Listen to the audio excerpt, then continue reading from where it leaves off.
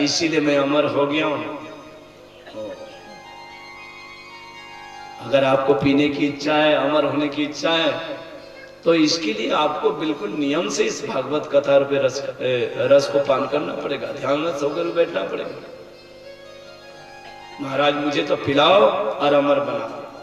अब यहाँ पे भागवत कथा करने के लिए कैलाश में भगवान शंकर ने भागवत कथा शुरू कर दी। देवी पार्वती बैठ गई भागवत कथा को सुनने के लिए। सबसे पहले कथा सुनने के लिए भी कुछ विधान है। भगवान शंकर कहते हैं देवी सबसे पहले भागवत कथा को कभी भी पीछे नहीं सुननी चाहिए। ये ब्रह्म विद्या ब्रह्म ज्ञान है, इसको कभी भी पीछे से व्यास गति के पीछे से नहीं सुननी चाहिए, इससे तो चोरी ही मानी जाएगी, ब्रह्म विद्या की चोरी। तो फिर आगे बैठ करके सन्मुख में बैठना चाहिए। दूसरी बात, भागवत की कथा में बीच में उठना नहीं चाहिए। बार बार लोग करबट मार देते, कभी इधर इधर कभी है। कितने बार कितने प्रकार के श्रोता देखो, तो श्रोता तो कई प्रकार के आते हैं भाई, अनेक प्रकार के श्रोता आते हैं। कई श्रोता तो ऐसे आते हैं देखते रहते हैं कि भाई थोड़े बहुत चाय पानी की व्यवस्था है क्या। कुछ श्रोता ऐसे आते हैं देखते हैं नाश्ता पानी की व्यवस्था है क्या। कुछ श्रोता ऐसे देखते रहते हैं कि भाई ठंड का समय है, कहीं एसी वगैरह लगी है क्या, गरम गरम हवा लगी हमको। और कुछ श्रोता ऐसे भी आते हैं इधर उधर देखते रहते हैं कि कहाँ पे नए नए जूते चप्पल है। ऐसे भी श्रोता आते हैं, अनेक प्रकार के श्रोता आते हैं। भागवत कथा सुनने में ध्यानस्थ करके सुनना चाहिए। तीसरी बात, भागवत की कथा में सोना नहीं चाहिए, एकाग्र चित्त होकर के भागवत कथा सुननी चाहिए। देवी जब मैं कथा सुनाता हूं तो मैं ध्यानस्थ हो जाता हूं, समाधि में बैठ जाता हूं। अब ये कैसे पता लग पाएगा कि आप सुन रही या नहीं, इसके लिए आपको करना पड़ेगा। यानी हाँ जी हिंदी, ये तो संस्कृत शब्द है लेकिन हिंदी में हाँ जी ये करते रहना पड़ेगा। माता पार्वती ने कहा ठीक है। अब यहाँ पे भगवान शंकर ने भागवत कथा प्रारंभ किया। जैसे ही भागवत कथा शुरू हुई तो माता पार्वती कर रही है, हाँ जी कर रही है। अब पहले दिन की कथा का जैसे ही विश्राम हुआ, पीछे जो वो तोता का अंडा फूटा पड़ा था वो साबुत हो गया। दूसरे दिन की कथा में वो अंडा फूट गया और उसमें से एक छोटा सा नन्हा तोता निकल आया। तीसरे दिन की कथा बहुत दिव्य कथा, श्रीमद् भागवत कथा, अमृतमयी कथा है। बड़ा आनंद मिल रहा है तोता को, वो कथा सुन रहा है बड़े ध्यान से। माता पार्वती भी सुन रही है। अमृत वचन है श्रीमद् भागवत में, तप्त जीवनम तब कथा अमृतम। चौथे दिन रसगुल्ले की कथा है, रसमलाई की कथा है, मक्खन की कथा है, मिश्री की कथा है, क्योंकि भगवान कृष्ण का जन्म उत्सव है, इसीलिए और आनंद मिल रहा है। तोता भी सोच रहा है कि आज मक्खन मिश्री तो मिलना ही है, बड़े खुशी में है, आनंद मिल रहा है उसको। अब कथा चल रही है। अब कथा की जैसे कि इसे तो यहाँ ऐसी इस तरीके से कथा नहीं चलती थी। जब भगवान शिव जी ने कथा सुनाया था, कोई 1 घंटे 2 घंटे 3 घंटे नहीं, वो तो सुबह 6 बजे शुरू हुई तो शाम को 6 बजे विश्राम होता था। जरा सोचिए 12 घंटे तक बैठे और कथा चल रही है, विश्राम का नाम नहीं बीच में। ये नहीं गया तो उठ के, जब मन लगा तो उठ के चले गए, पानी पी के आगे फिर बैठ गए, ये नहीं। इस तरीके की कथा वहां नहीं चली थी। बैठ गए तो फिर कथा चल रही, इतनी थकावट पाई जाती है।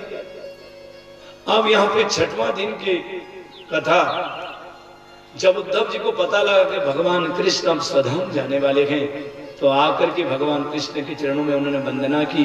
कहा भगवान योगी स्वयोग विन्यास, योग के उस परम तत्व के बारे में आप बताएं। आप तो योगियों के ईश्वर है, अधीश्वर है, बताइए त्याग क्या है, वैराग क्या है, संन्यास क्या है। इन ज्ञानमय प्रसंग को सुन करके माता पार्वती को नींद आ गई। कुछ तो थकावट थी, लगातार 5 दिनों से कथा सुन रही थी, नींद आ गई और सो गई। तो यहाँ पे भगवान शिव जी तो वो तो आंखें खुलेंगे नहीं, वो कथा सुना रहे, लगातार कथा सुना रहे। अब यहाँ पे तोता ने सोचा कि माता तो सो गई है, अगर ऊँ ना करे तो भगवान शिव जी महाराज जाग जाएंगे, कथा बंद कर देंगे। इसीलिए उसने ऊँ करना शुरू कर दिया तोता ने। और जैसे कि 7वें दिन कथा पूरी हुई, उसी समय भगवान शिव जी ने कहा बोलिए कृष्णचंद्र भगवान की जयकार हुई। देवी पार्वती जाग गई। अरे महाराज, वो योग के बारे में आप बता रहे थे, जरा बताइए तो, योग किसको कहते हैं, संन्यास धर्म के बारे में बताइए। तो देवी आपने कथा सुनी नहीं क्या? महाराज मुझे तो नींद आ गई। ले तो फिर ऊँ बीच में कौन कर रहा था? कोई तो मुंह कर रहा था, मैंने तो मुंह नहीं किया, मैं तो सो गई थी। शिव जी महाराज ने देखा पीछे तो तोता बैठा था, ओ यही मुंह कर रहा था। देखो देवी, इसने कथा सुनी, मुझे कोई आपत्ति नहीं, लेकिन पीछे से कथा सुनी, इससे आपत्ति है। इसने ब्रह्म विद्या की चोरी की है। भगवान शंकर तुरंत त्रिशूल उठाए और वहां से तोता उड़ता हुआ चलता कैलाश के नीचे, ठीक बद्रीनाथ धाम, ध्यान दीजिए, ठीक कैलाश के नीचे बद्रीनाथ धाम। और बद्रीनाथ धाम में, कैलाश के नीचे जैसे बद्रीनाथ धाम पर आओगे, वहीं सरस्वती नदी बह रही है। अपनी थी बिटका देवी, उसने कहा कि देखो बुढ़ापा समय, बुढ़ापा तो आ गया, बेटा तो हुआ ही नहीं, लगता है बेटा होगा ही नहीं। देवी धैर्य रखो, जरूर भगवान की कृपा होगी। अब ऐसा कह करके जैसे ही उमासी आई, मुंह खुल गया और वो तोता उड़ता हुआ आया, मुंह के अंदर प्रवेश कर गया। बोलिए सुखदेव जी महाराज की। भगवान शंकर ने इधर उधर देखा, कोई नहीं, वो सीधे वहां से अंतर ध्यान वो चले गए। और यहाँ पे 12 साल तक मातृ गर्भ में सुखदेव मुनि निवास किया। तब भगवान वेदव्यास से कहा, मेरे अंदर से कोई वेदध्वनि की आवाज आ रही है। देवी, कोई वेद पाठी होगा, कोई शास्त्र का ज्ञाता होगा, तभी तो वेदध्वनि आ रही, कोई बहुत ज्ञानी पुत्र होगा आपके घर में। पर ये बाहर निकल क्यों मेरा? 12 साल हो गए। केयं प्रव्ययन्तं मनुपेतं अपीत कृत्यं देवायनो विरह कातरया जुहाव पुत्रेति तन्मयतया तरवो अभीनेदुस्तं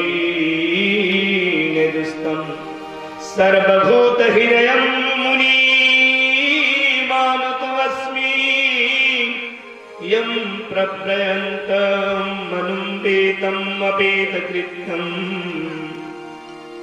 जन्म लेते ही जिन्होंने संन्यास ले लिए, 4 अंगुल की कोपिन भी, जिसके शरीर पर नहीं है, जिनको आप पुत्र मान रहे हो, शायद एक पुत्र कभी आपके पिता भी रहे होंगे। बस उसी समय लौट करके भगवान वेदव्यास जी वापस आ गए। ऐसी परम वंदनीय सुखदेव मुनि को हम प्रणाम करते गए। यहाँ पे सूर्य राम पदनी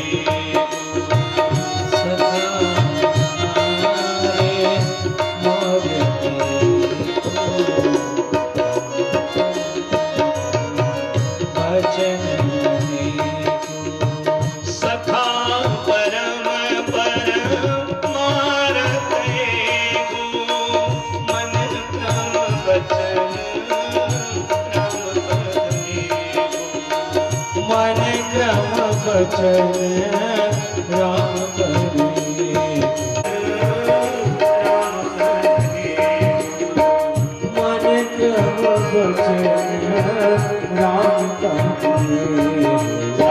सबसे बड़ा परमार्थ इस संसार में यही है कि मन से पूजा, कर्म से मतलब हाथों से भगवान की सेवा करना, कर्म से जैसे भगवान को स्नान कराना, तीर्थों के जल से वस्त्र पहनाना, तिलक चंदन करना, पुष्प चढ़ाना, नैवेद्य चढ़ाना, धूप दीप दिखाना, नैवेद्य चढ़ाना, ये सब जो है भगवान की सेवा हाथों से, इसको कहते हैं कर्म। मन क्रम वचन राम पद में हो, यानी मन से कर्म से भगवान की सेवा करें। वचन से कैसे भगवान की सेवा करेंगे?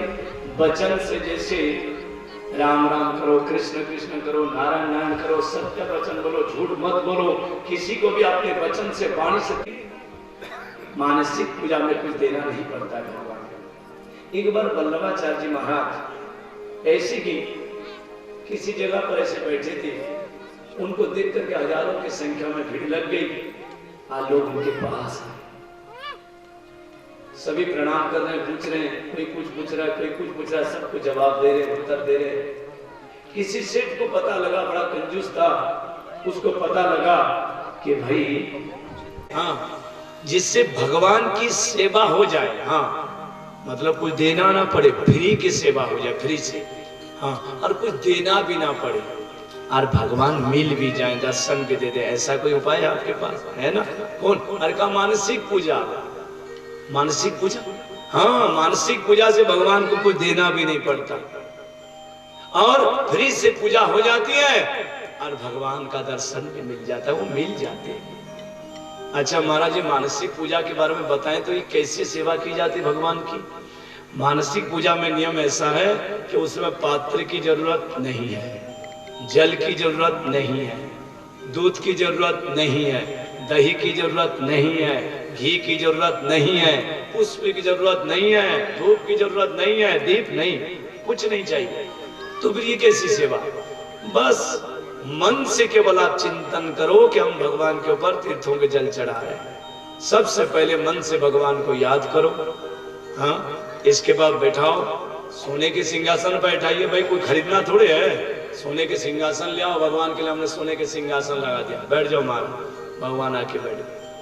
अब आप ये मान लो मन से कि भगवान बैठ गए सामने, आप भगवान को अनेक तीर्थों से जल मन से, आप मन से ले आइए, तीर्थराज प्रयाग से जल चढ़ाओ, सरयू जल चढ़ाओ, गंगा जल चढ़ाओ, नर्मदा जल चढ़ाओ। इसके बाद पाद पद्यम हस्तर्घ्यो आचमनियम स्नानियम जलम समर्पयामि, आचमनियम जलम से इस प्रकार से स्नान कराने के बाद फिर इसके बाद जैसे विधि विधान से करना है तो पहले गाय के दूध से स्नान कराओ। आपको दूध लाना नहीं है तो मन से आप गाय के दूध चढ़ाइए, गिर गाय के दूध से चढ़ाइए, जो अति शुद्ध गाय है। इसके बाद जल से स्नान कराइए मन से, फिर मन से दही से स्नान कराओ, फिर मन से जल से, फिर मन से घी से, फिर मन से जल से, फिर मन से शहद से, फिर मन से जल से, फिर चीनी से, फिर मन से जल से, फिर पंचामृत से, फिर मन से शुद्ध जल से, फिर चंदन से, फिर जल से। इस प्रकार से भगवान की सेवा करने से, विधि विधान से भगवान की प्राप्ति हो जाती है। इसमें कुछ देना नहीं पड़ता, बस खाली फ्री से मन से चिंतन करके भगवान की सेवा करो। आप वल्लभाचार्य को बड़ा इतने सुंदर शब्द सुन करके सेठ जी महाराज बहुत प्रसन्न हुए, कंजूस आदमी थे कि चलो भाई अब हमको कुछ देना नहीं पड़ेगा और भगवान की बड़ी आराम से सेवा हो जाएगी, ठाकुर जी मिल भी जाएंगे। सेठ जी आए, अब पहला दिन था, बैठने की आदत नहीं थी, दुकान में बैठ करके 1 2 4 करने वाला आदमी अब यहाँ पे कैसे बैठे 5 मिनट 10 मिनट, 5 मिनट उनसे पहले दिन नहीं बैठा गया, लेकिन वो जबरदस्ती 1 2 मिनट तो बैठ ही गए। दूसरे दिन 5 मिनट बैठ गए, अभ्यास करते करते 10 मिनट, धीरे धीरे अभ्यास करते 20, ऐसे घंटों भर तक 2 2 4 4 घंटे तक सेठ जी बैठ करके भगवान की मानसिक पूजा कर, ऐसी आदत पड़ गई उनको। एक दिन करीबन 6 महीने बीत गए, आज 6वां महीना प्रथम दिन, आज सेठ जी भगवान को याद किया, मानसिक पूजन कर। जैसे ही भगवान को याद किया, प्रभु पधारो, सोने के सिंहासन पर विराज हो, भगवान बैठ गए। अब मानसिक पूजा करा वो, अभी उसने कोई सिंहासन नहीं रख दिया, मन से सिंहासन रख दिया। मन में सोचा भगवान बैठ गए। इसके बाद सबसे पहले तीर्थों के जल से पाद अर्घ्य, आचमनियम स्नानियम, आचमनियम स्नान कराने के बाद फिर गाय के दूध से स्नान कराया, मन से गाय के दूध से स्नान कराया, फिर मन से जल से स्नान कराया। इसके बाद मन से वो दही से स्नान कराया, फिर मन से जल से स्नान कराया, फिर मन से घी से स्नान कराया, फिर मन से जल से स्नान कराया। इसके बाद मन से शहद से स्नान कराया, फिर जल से स्नान कराया। अब मन से चीनी की बारी आई और वो मन से की चीनी ऐसे भगवान के ऊपर डाल रहा, कुछ ज्यादा चीनी गिर गई, ओह ज्यादा चीनी गिर गई, निकाल लो।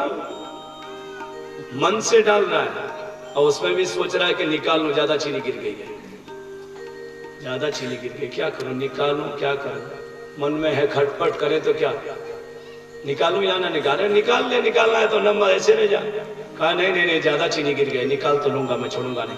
तो जैसे ही हाथ को बढ़ा करके चीनी को निकालने की कोशिश की, भगवान शंख चक्र गदा पद्म लेते हुए नारायण प्रकट, बस बस बस फ्री के चीनी डाल रहा है, उसमें भी निकाल रहा है। तो महाराज आप आ गए, आना ही पड़े ना, फ्री के सेवा में आना पड़ता है। मानसिक पूजा से भगवान की जल्दी प्राप्ति हो जाती है। मनुष्य उतने कर्म से वचन से करता है, उतने भगवान की प्राप्ति, भगवान का दर्शन नहीं मिल पाता। लेकिन मानसिक पूजा जब होती है, जब मन डायरेक्ट संलग्न हो जाता है परमात्मा से।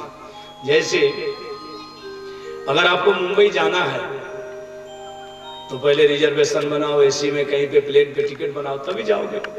लेकिन मन से अगर आपको जाना है मुंबई, कितने टाइम लगता है, कितने समय लगता है मन से मुंबई पहुंचने में? मेरे हिसाब से सेकंड भी नहीं लगता, पहुंच जाओगे मुंबई। आप फिर सेकंड में पहुंच भी आओगे अपने घर। ये मानस मन में जो चिंतन होता है, मानसिक पूजा से जल्दी भगवान की प्राप्ति हो जाती है।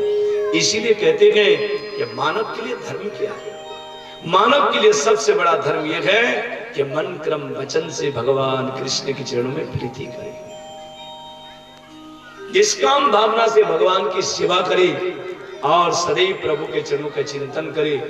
भागवत कथा हम इसीलिए न सुने कि भाई मुक्ति मिलेगी, नहीं, ये हमारा धर्म है कि हम भागवत कथा सुने। राम कथा हम इसीलिए सुनने ना जाए कि भाई ये कथा है सुनना चाहिए, नहीं, ये हमारा धर्म है, यानी कथा सुनना चाहिए।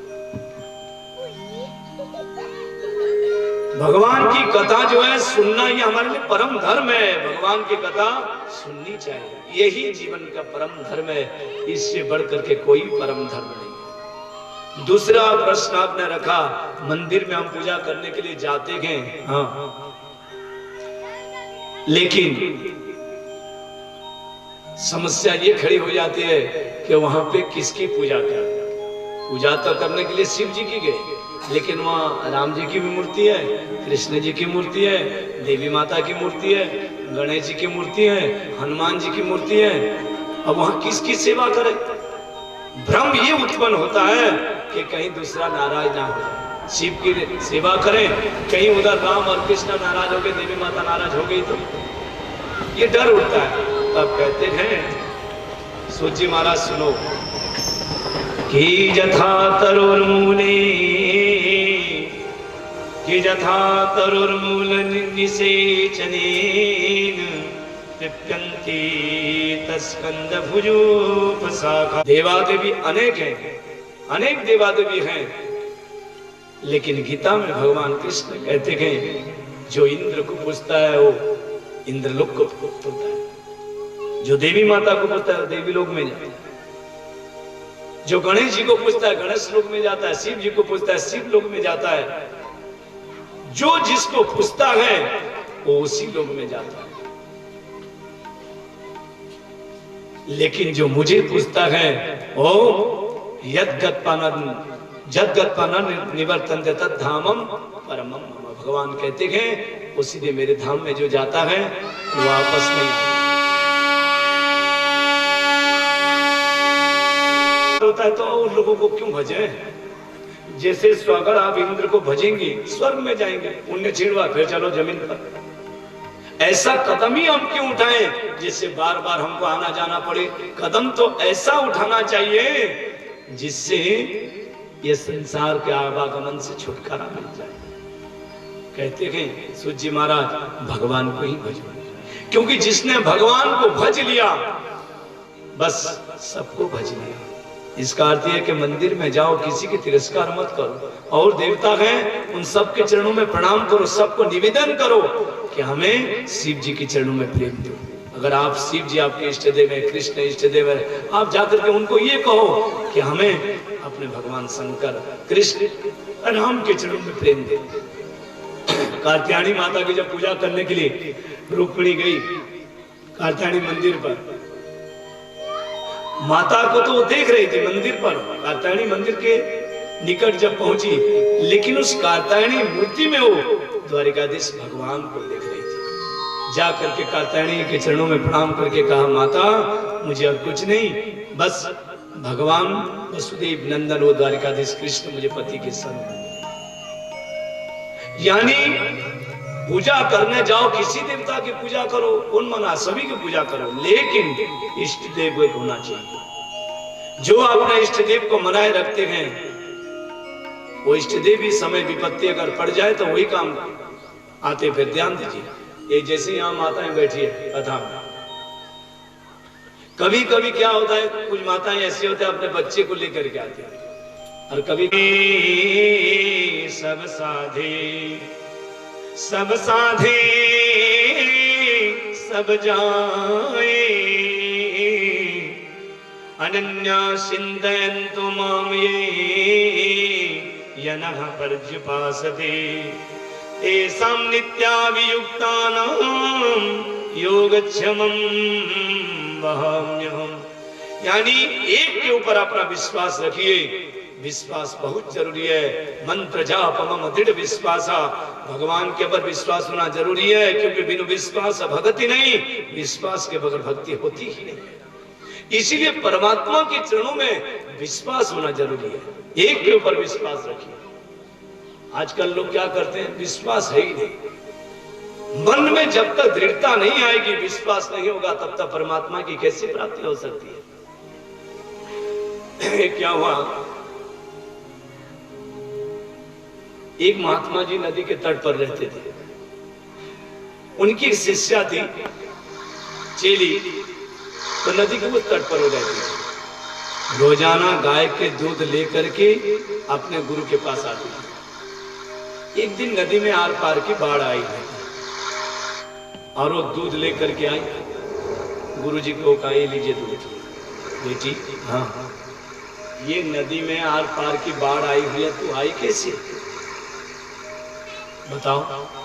बस गुरुदेव आपने जो मंत्र दिया था, कहा था कि इस मंत्र के प्रभाव से जीव भवसागर को पार कर जाता है, तो ये तो छोटी सी नदी है, उसी मंत्र को जाप करके मैं इस नदी के ऊपर से चल कर आ गई।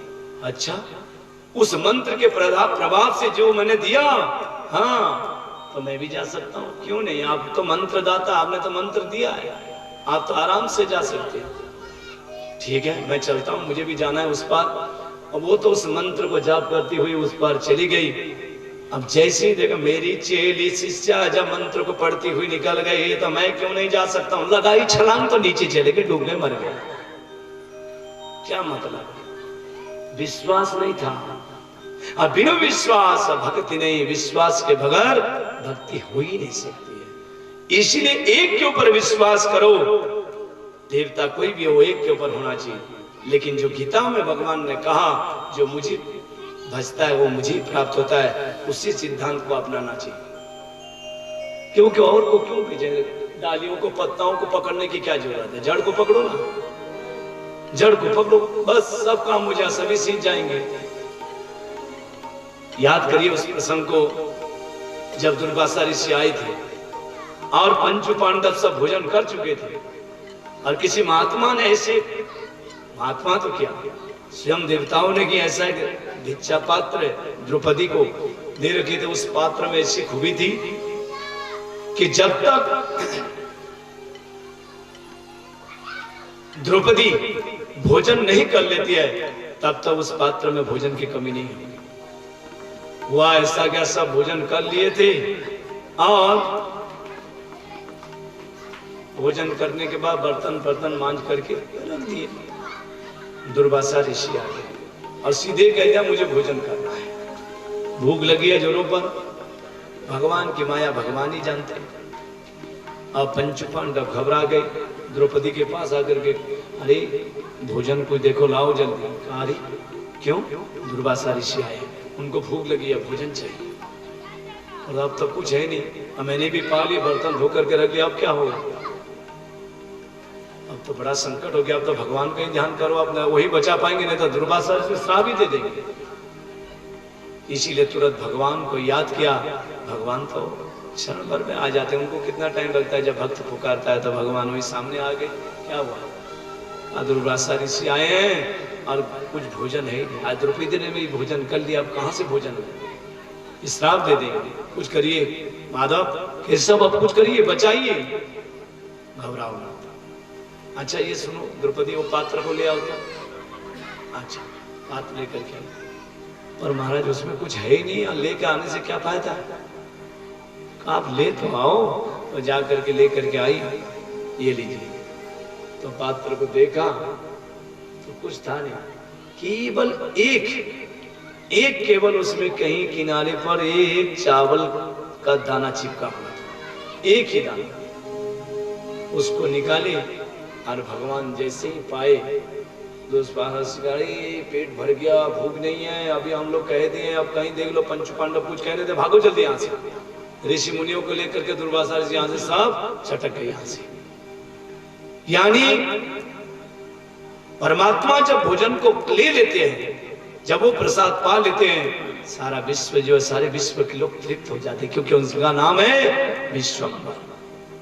आज अगर परमात्मा तृप्त, तो जिसको हम मानते हैं, राम को, कृष्ण को, शिव को, जिसको भी मानते हैं, उसे एक परमात्मा को निष्ठा रखिए। चाहे तुकाराम, चाहे नरसिंह मेहता, चाहे गोस्वामी, जिन्होंने जिसको भजा उसका बेड़ा पार ही हुआ है। तीसरा प्रश्न आपका है कि भगवान अजन्मा है, तो जन्म कैसे लिया, उन्होंने जन्म क्यों लिया, मनुष्य स्वरूप में क्यों आए, वो दशरथ जी के पुत्र राम क्यों बने, वसुदेव जी के पुत्र कृष्ण क्यों बने। देखो भगवान के अनेक अवतार है, कितने अवतार हुए कोई गिनती नहीं है। जब जब होई धर्म की हानि, जब जब होई धर्म की हानि, जब जब होई धर्म की हानि, बाढ़ गया सुर, बाढ़ गया विविध शरीरा, तब तब हरि कहो विविध शरीरा, हर की कृपा निधि सज्जन पीरा, हर कृपा निधि सज्जन पीरा। जब जब धर्म की हानि होती है, जब राक्षस अभिमानी अहंकारी घट जाते हैं, धरती पर बहुत अत्याचार होता है, तब भगवान अनेक प्रकार के स्वरूप धारण करके धरती पर अवतार लेते और फिर धर्म की, राक्षसों का संहार करके धर्म की स्थापना करके स्वधाम चले जाते। आइए भगवान के 24 अवतार हैं, उन 24 अवतार के बारे में चर्चा करते हैं। सबसे पहले सनक, सनंदन, सनातन, सनातन, ये पहला अवतार। दूसरे अवतार में 12 अवतार, बोले 12 भगवान की। तीसरे अवतार में संत नारद जी का अवतार, चौथे में नर और नारायण, पांचवें में भगवान कपिल देव जी, छठवें में दत्तात्रेय जी, सातवें में यज्ञ भगवान, और आठवें में श्री ऋषभ देव जी, नौवें में पृथु जी, 10वें में मत्स्य अवतार, 11वें में कश्यप अवतार, 12वें में धन्वंतरी अवतार, 13वें में मोहिनी अवतार, 14वें में नरसिंह भगवान का अवतार, और 15वें में वामन भगवान का अवतार, 16वें में परशुराम जी महाराज का अवतार, 17वें में महर्षि वेदव्यास का अवतार, 18वें में आदरणीय प्रभु श्री राम जी महाराज का अवतार, 19वें में बलराम जी का अवतार, और 20वें में भगवान कृष्ण का अवतार, 21वें में हरि अवतार, 22वें में हंस अवतार, और 23वें में बुद्ध अवतार, 24वें में कल की अवतार, जो आगे जब 4,32,000 उम्र है, ध्यान दीजिए, कलियुग की आयु है 4,32,000, जिस वो इतना अपना प्रभाव जमा दिया कि जरा देखिए इतने अधर्म फैला रहे हो। जब वो पूर्णतः जब पूर्ण कलियुग आ जाएगा, मेरे हिसाब से कोई धर्म कर्म नहीं, ये कथा वार्ता सब बंद हो जाएगा, कथा करने ही नहीं देगा, इतने अधर्म फैल जाएगा। भागवत में तो लिखा है 2 फीट का आदमी रहेगा पूर्ण कलियुग में। सोचिए 2 फीट का आदमी क्या करेगा जीवन में, क्योंकि बार बार सोमवती अमावस्या पड़ने के कारण इसकी आयु क्षीण होती चली जाती है, पूर्णतः ही नहीं हो पाता। तो भगवान राम और कृष्ण के कैसा अवतार है, ऐश्वर्य दिखाना शुरू कर दिया। और स्वयं आप याद करिए, जब शांति दूत बन करके गए थे दुर्योधन के पास, जब भगवान को मारने के लिए, यानी बंधक बनाने के लिए चले, तब भगवान ने अपना विश्व स्वरूप दिखाया, अपना विशाल स्वरूप दिखाया, तो मैं ही भगवान, आओ मारो मुझे, बंधक बनाओ। याद करिए, यानी भगवान ने क्षण क्षण में ये स्वरूप दिखाया, अर्जुन को भी दिखाया, उन्हें विश्व स्वरूप दिखाया देव, क्योंकि भगवान कृष्ण पूर्ण अवतार 16 कलाओं के साथ आए थे। राम कृष्ण कोई विशेष फर्क नहीं है, राम कृष्ण दो एक है, अंतर नहीं में। अरे राम कृष्ण दो एक है, अंतर नहीं में। अरे इनके नयन गंभीर है, इनके नयन गंभीर है, उनके चपल से। राम कृष्ण दो एक है, अंतर नहीं में। अरे राम कृष्ण दो एक है, अंतर नहीं में। राम और कृष्ण जो है ये अनुभव किया, उसी को भगवान कृष्ण ने उसी को जीवन में गाया, यानी गीता का संदेश दिया था।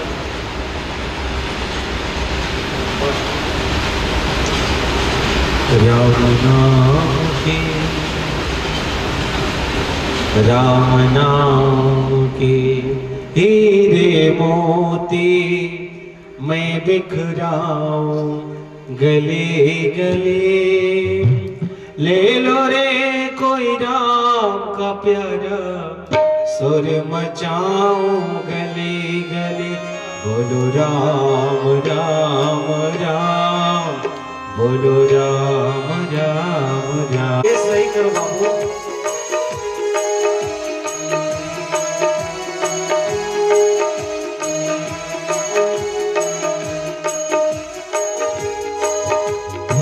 राम नाम के हीरे मोती, राम नाम के हीरे मोती मैं बिखराऊं गले गले, ले लो रे कोई राम का प्यारा, सुर मचाऊं गले गले। बोलो राम राम राम, बोलो राम राम राम, बोलो राम राम राम, बोलो राम राम राम। सभी लोग मीठी मीठी ताली बजा करके मेरे साथ गाएंगे, जय हो।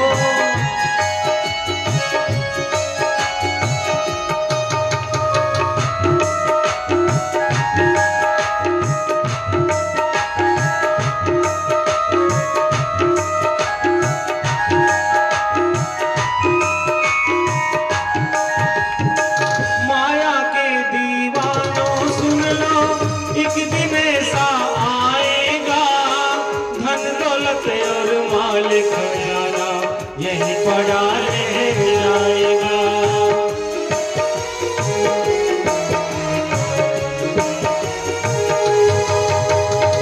माया के दीवानों सुन लो, एक दिन ऐसा आएगा, धन दौलत और माल खजाना यही पड़ा रह जाएगा। सुंदर काया माटी होगी,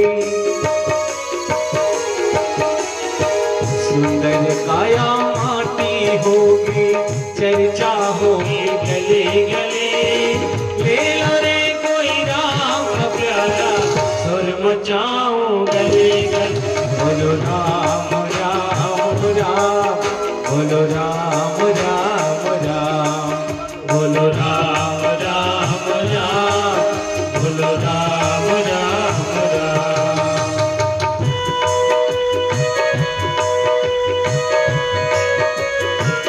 जय हो।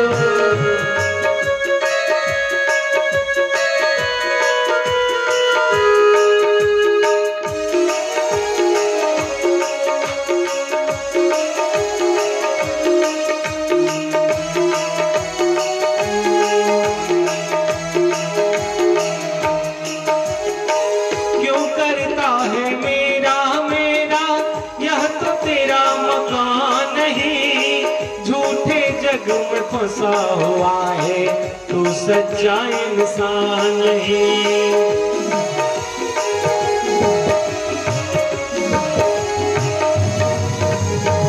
क्यों करता है मेरा मेरा, यह तो तेरा मकान नहीं। झूठे जग में फंसा हुआ है तो सच्चा इंसान नहीं। जग का मेला 2 दिन का है, जग का मेला 2 दिन का है। अंत में होके चला चले, ले लो रे कोई राम का प्यारा, सुर मचाओ गले गले। बोलो राम राम राम, बोलो राम राम राम, बोलो राम राम राम, बोलो राम राम राम।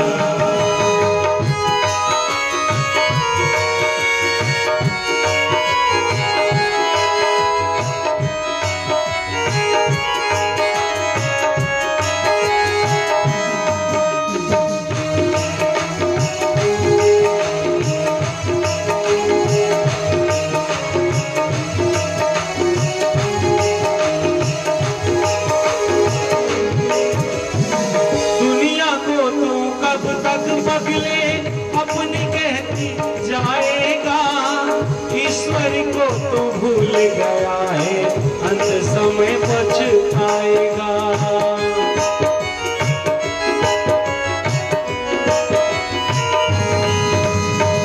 दुनिया को तो कब तक पगले अपनी कहता जाएगा।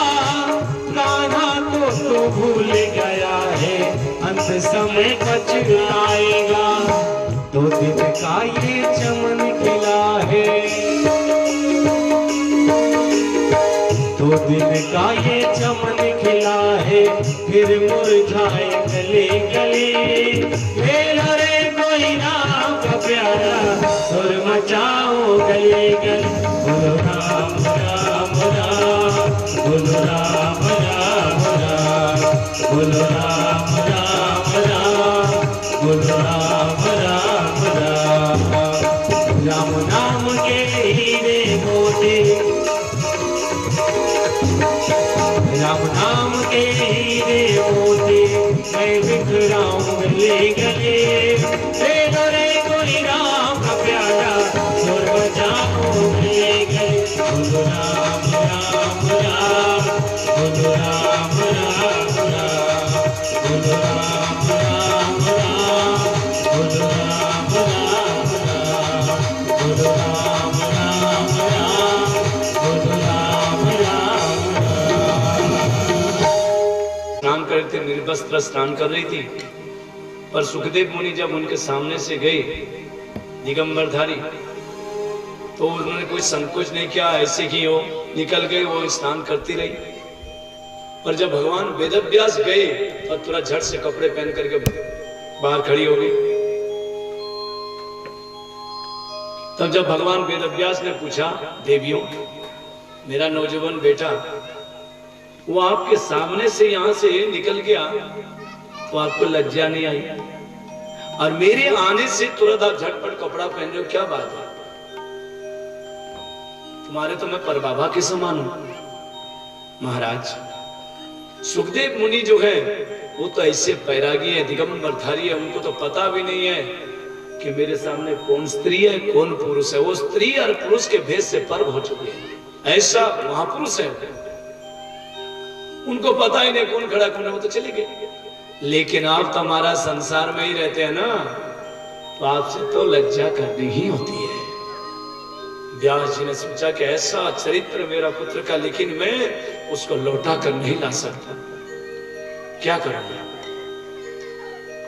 भगवान वेदव्यास जी ने इस भागवत को लिखा। सबसे पहले तो भगवान वेदव्यास किसके पुत्र हैं?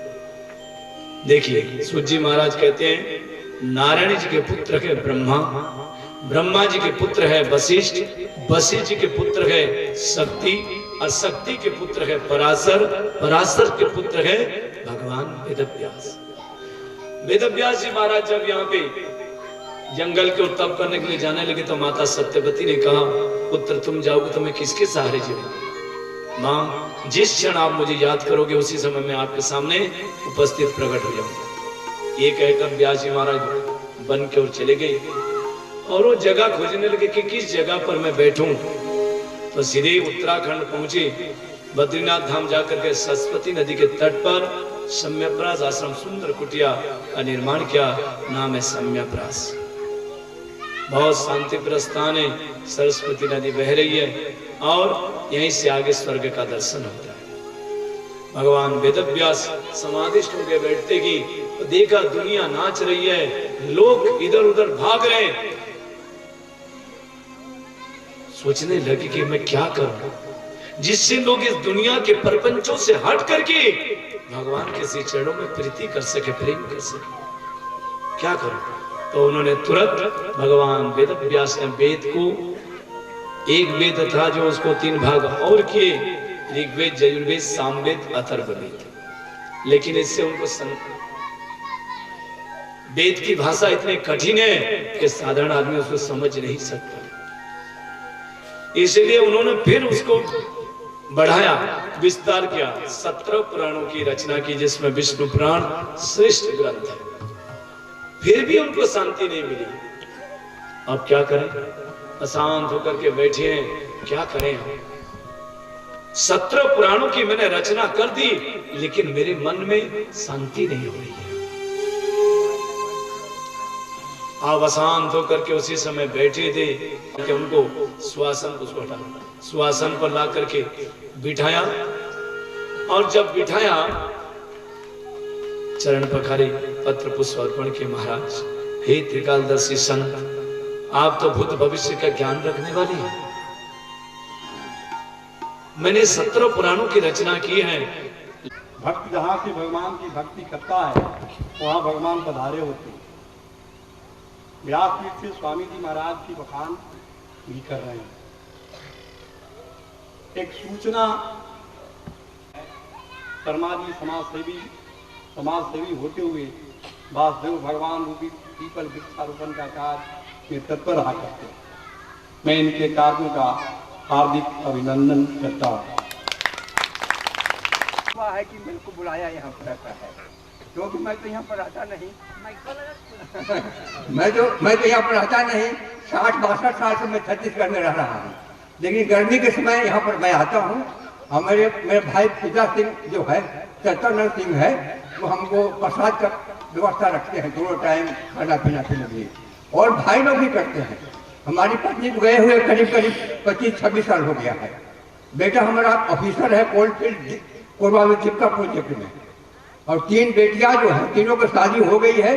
तीनों समाज सेंट्रल गवर्नमेंट में, और समझे तीनों सेंट्रल गवर्नमेंट में। बेटा भी सेंट्रल गवर्नमेंट में और मैं भी सेंट्रल गवर्नमेंट। ये भगवान की कृपा है। हमारा इसमें कोई कुछ भी नहीं लेंगे हमारा है। हमारा पिताजी तो केवल दिन और मैं अब बूढ़ा हो गया हूँ, क्या करूँ? मुश्किल हो रहा है। कहा संतों की शरण में जाओ। संत आ गई और उन महात्माओं ने कहा, देवी इस कुटिया के अंदर, आश्रम के अंदर जो सेवा मिले आप करो। और मौका से आज उसको गाय की सेवा मिली। नित्य वो गाय की सेवा करती, दूध निकाल करके लाती।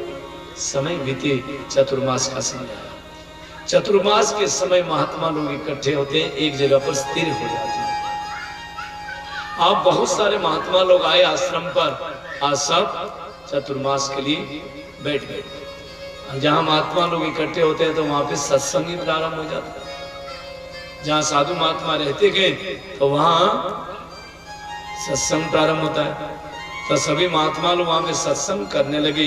माता की गोदी पर मैं बैठ करके वो सत्संग को, कथा को मैं सुनता, बड़ा आनंद मिलता। मेरी माँ उन महात्माओं की बहुत सेवा करती, मैं भी उन महात्माओं के प्रति प्रेम रखता। हुआ ऐसा कि उस महात्माओं ने बड़ी कृपा की और मेरा नाम भी रख दिया रामदास। और साधु महात्मा मेरे प्रति बहुत प्रेम रखते थे और मैं भी उनके चरणों में प्रेम रखता था। मेरी माँ सेवा करती रहती। और पता लगा कुछ दिन के बाद कि अब महात्मा लोग ये जगह को छोड़ करके, क्योंकि चतुर्मास का समय पूरा हो रहा है, इसलिए लोग जाने वाले हैं। मैं जा करके उनके चरणों में गिर पड़ा, महात्माओं आप लोग मुझे भी साथ ले चलो, क्योंकि मुझे पता चला है कि आप लोग अब यहाँ से जाने वाले हो। पर मैं यहाँ रह नहीं सकता। महात्माओं ने सोचा कि यार अब इसको लेना भी ठीक नहीं है, माता है इसकी, और पुत्र अभी जाना ठीक नहीं, पर मुझे जाना है। अरे कहा तुम्हारी माता है। जब माँ को पता लगा कि बेटा जाने के लिए तैयार है तो जा करके महात्माओं के चरणों में निवेदन किया शाम के समय, क्या आप ऐसा मत करें, मेरे बेटे को अगर आप ले जाओगे तब मैं किसके सहारे रहूंगा। तब यहाँ पे बुला करके कहा, बेटा तुमने कथा सुनी? हाँ। बैराग हुआ? हाँ। कथा में क्या सुनी तुमने? मातृदेव भव पितृदेव भव, माता की सेवा करनी चाहिए, पिता की सेवा करनी चाहिए, आचार्यजनों की सेवा करनी चाहिए, गुरुजनों की सेवा करनी चाहिए, गुरु की सेवा अंतिम में, लेकिन अभी तुम्हारी माता है, ये अकेली यही कहाँ जाएगी, इसीलिए तुम अपनी माँ की सेवा करो, पर मुझे तो ले चलो। कहा नहीं, तुम अभी माँ की सेवा करो। हाँ, जब तुम्हारी माँ अपने इस नासबंद शरीर को त्याग देगी फिर तुम आना भैया बद्रीनाथ धाम, खूब भजन करना, हमारे साथ रहना। महात्मा लोग तो यहाँ पे जाने को उद्यत, मैंने विनती की कि अरे कुछ तो मेरे ऊपर कृपा करो साधुओं। तब महात्माओं ने दया करके ओम नमो भगवते वासुदेवाय इस मंत्र दिया 12 अक्षर का, और महात्मा लोग चले गए। उस मंत्र को मैं जाप करता था, लेकिन मेरी माँ जो है हर समय मेरे ध्यान रखती, हर समय, क्योंकि वो मोह जाल में फंसी हुई थी। अब क्या करें, मेरा मन तो उन महात्माओं में था कि कैसे मैं यहाँ से जाऊं, जब तक माँ है तब तक मैं जा नहीं पाऊंगा। अब करें क्या? भगवान से भी उन्होंने बार बार निवेदन किया, प्रभु जब आपने अपने तरफ बढ़ा ही रहे हो तो अब मुझे यहाँ से ले चलो, आप कुछ करिए जिससे यहाँ से मुझे छुटकारा मिले और आपके चरणों में प्रीति हो जाए। मानो कि भगवान ने विनती सुनी, माँ जो है दूध निकालने के लिए गई हुई थी और वहीं पर कि एक सर्प बैठा था। जैसे ही दूध निकालने के लिए गई उसी समय सर्प ने दस दिया, माँ की मौत हो गई। आपने माता की क्रियाएं की, दुख है, माँ मर गई, बड़ा कष्ट है, लेकिन एक तरफ दुख एक तरफ खुशी है कि अब क्या है, अब तो मुझे जाना ही है सीधे बद्रीनाथ धाम। अपने माँ की सारी क्रियाएं करके सीधे यहाँ पे मैं चल पड़ा हरिद्वार, हरिद्वार गया, गंगा स्नान किया, आगे चला, बद्रीनाथ धाम पहुंचा। और फिर जो महात्माओं ने मुझे मंत्र दिया था ओम नमो भगवते वासुदेवाय, उस मंत्र को मैं नित्य जाप करना शुरू कर दिया। और उस मंत्र को जाप करता इतने जाप में लीन हो गया, आकाशवाणी हुई, हे दासी पुत्र, इस जन्म में नहीं, इस जन्म में तुम मेरे दर्शन नहीं कर सकते, क्योंकि तुम्हारे कुछ कर्म दंड अभी बाकी है, अगले जन्म में ही तुम दर्शन कर पाओगे। आकाशवाणी हुई और उसी समय वहां पे रटा रहा, उस मंत्र को जाप करता रहा। समय अंतराल के बाद जब प्रलय काल आया, ये धरती जब डूब गई, मेरी मृत्यु हो गई। दूसरी बार जब भगवान ने सृष्टि की रचना की, तब ब्रह्मा के पुत्र बनकर के मैं नारद बनकर के जन्मा। और भगवान ने दे दी वीणा, देव दत्ता मिमं वीणाम स्वर वैहर विभूषिता। ले जाओ धरती पर विचरण करो। और तब से देखो मैं जहां भी जा सकता हूं, कहीं पर भी जा सकता हूं, हर समय मेरे मुख में नारायण नारायण नारायण नारायण श्रीमन नारायण नारायण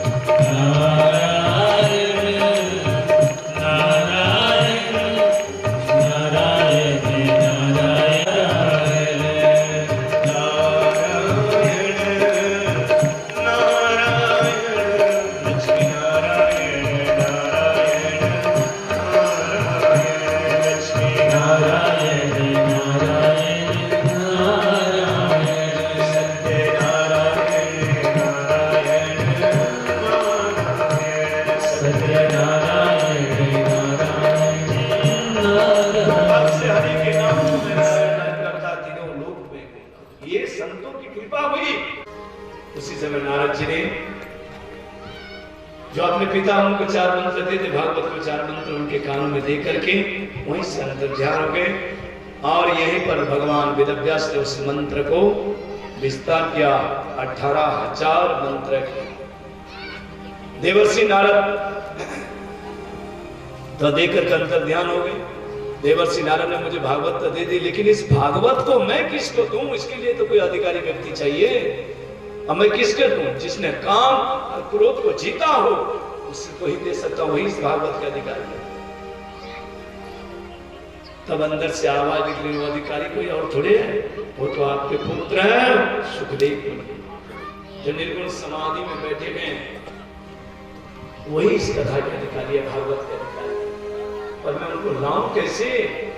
वो ध्यानस्थ में बैठे हैं और उनको लाने की सामर्थ्य किसी में है तो भगवान कृष्ण की कथा में। भगवान वेदव्यास ने तुरंत अपने शिष्यों को बुलाया और कुछ भागवत के गिने चुने श्लोक सुनाया और कहा ये जाओ मेरे बेटे सुखदेव को सुनाना। तो जाकर के यहाँ पे बच्चों ने, भगवान सुखदेव बड़े ध्यानस्थ होकर के बैठे थे कि वरहापीडं नटवरपुः कर्णयोः कर्णिकारं बिभ्रत्वासः के कनक कवि संवययन्ती च माला। ये तो आधा श्लोक, इसको सुन करके तुरंत समाधि टूट गई। अरे आगे के श्लोक तो सुनाओ।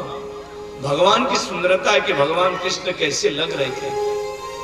कहा इसके आगे के श्लोक सुनाइए। हमें तो पता नहीं है, वो तो आपके पिता वेदव्यास जी को पता है, उनसे पूछ लीजिए। होंगे भगवान कृष्ण सुंदर, ऐसे में रह करके वो ध्यानस्थ हो गए, समाधि में बैठ गए। दौड़ करके आए, क्या हुआ? श्लोक सुनाया? हाँ सुनाए थे, एक बार जाग गए, लेकिन फिर वो समाधिष्ठ हुए। अच्छा अब ये श्लोक जाओ उनको सुना दो। अब बच्चों को श्लोक दे दिया, जा करके उनके सामने बोल रहे, अहो बकियस्तन कालकूटम के जिघांस यापाय यदाप्यसाध्वी कि अहो बकियस्तन कालकूटम जिघांस यापाय यदाप्यसाध्वी लेभे गति धात्रुचिता ततो अन्यं कं वा दयालुं शरणं व्रजेम। इस श्लोक को जैसे ही सुनाया समाधि टूट गई। ओहो देखो तो उस पुतना को भगवान कृष्ण को मारने के लिए अपने स्तन पर विष लगा करके आई थी, लेकिन देखिए भगवान ने क्या किया, उसको माता की गति दे। अपनी माता यशोदा को बाद में गति देंगे, उससे पहले इस पुतना को गति। ऐसे दयालु संसार में कौन है? समाधि टूट गई और दया भावना को जब सुने, सुन करके सीधे आगे की श्लोक सुनाओ। आओ तो आपको भगवान आपके पिता वेदव्यास जी से श्लोक दौड़ करके आया और अपने पिता के चरणों में प्रणाम किया, पिताश्री मुझे भागवत सुनाओ। भगवान वेदव्यास ने सोचा भागवत तो जरूर मैं सुनाऊंगा, लेकिन इसके लिए ये जरूरी है कि काम और क्रोध को जीतना जरूरी है। अब मैं ये कहता हूँ मेरा बेटा है ये, मेरे बेटे ने काम क्रोध के ऊपर विजय पाई है, तो लोग हंसी करेंगे कि देखो अपने बेटे की खुद ही बड़ी कर रहे हैं। इसीलिए अगर जनक जी महाराज कह दें तो लोग सब मानेंगे, क्योंकि वो महापुरुष ज्ञानी है, गृहस्थ परम संत है। इसलिए अपने बेटे को सीधे जनक जी महाराज के पास भेज दिया। जनक जी महाराज के पास सूचना भेज दी कि महाराज मेरा बेटा आ रहा है, बढ़िया से ठोक पीट करके परीक्षा ले लेना। यहाँ जाकर के द्वार पर खड़े हो गए और द्वारपालों से कहा जरा महाराज को सूचना दीजिए, मैं व्यासनंदन सुखदेव उनसे वेद पढ़ने के लिए आया। सूचना दी तो जनक जी ने कह दिया जाओ कह दो 5 दिन तक बाहर पर रहे, अभी समय नहीं है।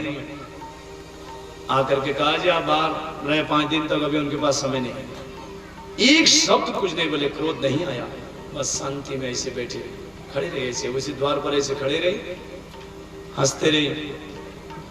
अब यहाँ पे जा करके जनक जी ने पूछा क्या हुआ? कहा उनके तुम्हारे उनको तो कुछ क्रोध आया कि नहीं? कुछ नहीं कहा। नहीं, वो तो बस ऐसे शांत स्वभाव में हंसते हुए खड़ी। ये तो मैंने बहुत बड़ा अपराध किया, इतने बड़े महापुरुष मैंने ये अपमान किया।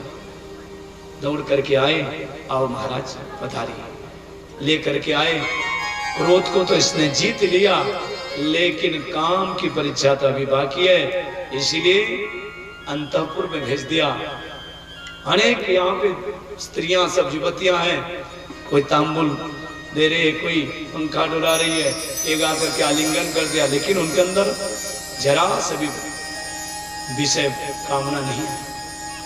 आप जनक जी महाराज को जब पता लगा दौड़ करके आए, महाराज मैं आपको क्या ज्ञान दे सकता हूँ? हाँ तो स्वयं ही वेद के महापुरुष है, आपके पिताजी ने मुझे आज्ञा दी थी, इसीलिए मुझे सब नाटक करना पड़ा, क्षमा करें मुझे। ज्ञान लिया जनक जी महापुरुष से, ज्ञान लेकर के यहाँ से अब अपने पिता के चरणों में आकर के प्रणाम किया, पिताजी के चरणों में साष्टांग दंडवत किया। अब उनको खुशी हुई कि चलो जनक जी महाराज ने अब कह दिया, अब ये मेरा बेटा शिष्य, यानी अधिकारी शिष्य जब प्राप्त होता है तभी गुरु उसको ज्ञान देता है। पात्रता जरूरी है, जिसके अंदर पात्रता नहीं है, जैसे गाय का दूध अति पवित्र है, लेकिन जिस पात्र में आप उसको डालने जा रहे हो उसमें अगर पहले से खटाई पड़ी हुई हो तो दूध डालो तो फट जाएगा।